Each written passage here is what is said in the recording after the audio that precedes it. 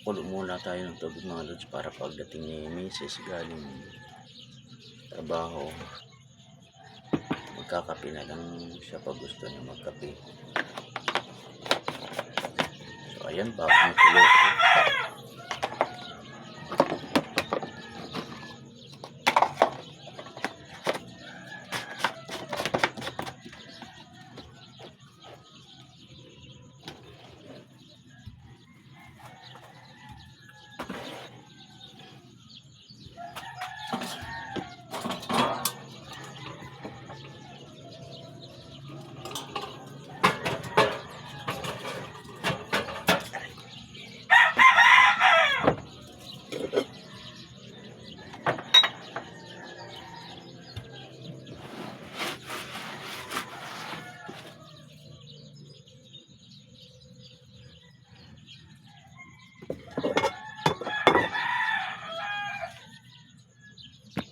So ayan, magkakape na tayo.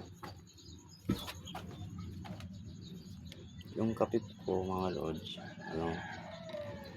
yung kape ko ay kape gawang bigas.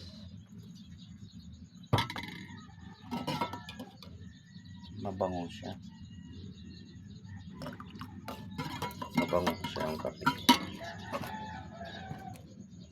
So, kape tayo muna.